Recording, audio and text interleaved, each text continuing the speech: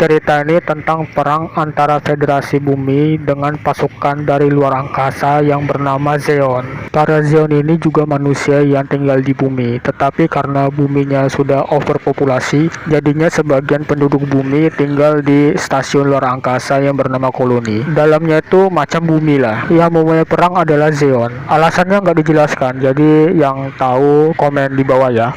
Awal cerita sekarang ini, ada 3 orang Zeon yang memasuki koloni milik Federasi Bumi. Misi mereka adalah observasi, cuma observasi, sampai ada salah satu anggota Zeon yang menembak persenjataan milik Federasi, biar Federasi nggak bisa membawa persenjataannya ke tempat lain. Tapi itu adalah tindakan di luar tugas mereka, dan hasilnya jelas mereka ketahuan. Selama pasukan Federasi yang ada di situ sedang bertarung dengan 2 Zaku, ya 2 Zaku, karena satunya lagi jaga jalur tempat mereka masuk. Para penduduk sipil di koloni tersebut mau tak mau harus evakuasi. Mereka harus pergi ke kapal raksasa yang bernama Markas Putih. Mereka itu ke sana melalui medan pertempuran. Pastinya sebagian dari mereka tidak ada yang selamat. Salah satu penduduk sipil yang bernama Amuro menggunakan sebuah mobil suite terbaru milik Federasi yang bernama Gundam. Dia sudah membunuh 2 anggota Zaku.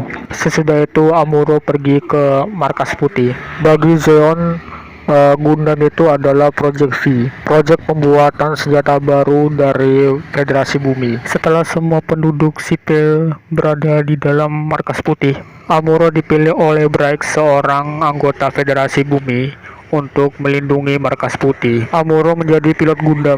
Tugas mereka adalah membawa para penduduk sipil ke tempat yang aman. Mereka pergi ke Luna 7, kayak stasiun luar angkasa menuju bumi. Braix meminta kepala Luna 7 yang bernama Wakain untuk membawa para penduduknya mengungsi ke tempat yang aman. Tapi Wakain menolaknya. Wakain mengatakan bahwa Markas Putih harus segera ke Jabro. Itu adalah markas pusat Federasi Bumi di bumi. Mau tak mau, Braix harus membawa para pengungsi ke bumi juga. Ingatlah bahwa mereka terus dikejar oleh pasukan Zeon selama perjalanan. Bahkan saat mereka sampai di bumi pun, mereka masih dikejar oleh pasukan Zeon di bumi. Pastinya ujung-ujungnya mereka berhasil kabur. Mereka bertemu dengan anggota Federasi Bumi yang lain, yang bernama Matilda. Dia ini berada di, bisa dibilang, di kru lain. Matilda bilang bahwa krunya akan membawa anggota-anggota Federasi yang terluka dan juga para pengungsi, walaupun nggak semuanya. Braix ini nanya kenapa mereka nggak dikasih bala bantuan. Matilda tidak tahu karena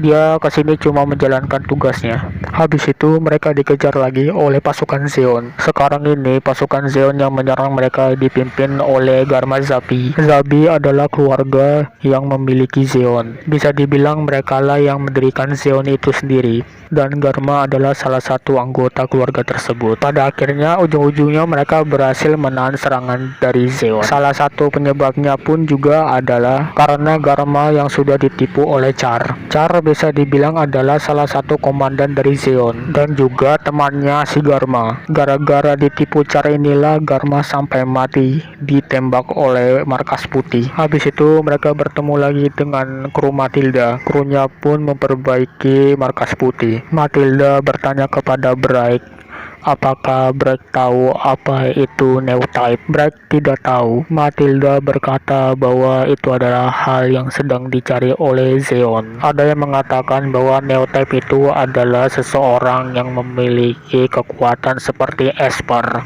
Bagi orang-orang penggemar anime mecha, Neotype itu disebut dukun karena Neotype memiliki kekuatan semacam supranatural. Zeon melakukan siaran langsung secara publik. Videonya berisi tentang ceramahnya Giren Zabi. Kata-katanya berisi tentang penghormatan kepada Garma, dan juga dia mengatakan bahwa mereka lah yang bisa menyelamatkan umat manusia. Maksudnya mereka lah yang akan memberikan kebebasan kepada semua manusia. Tapi tentu saja kata-kata dia ini ditolak mentah-mentah oleh Braix. Kata Braix itu cuma menciptakan kediktatoran keluarga Zabi.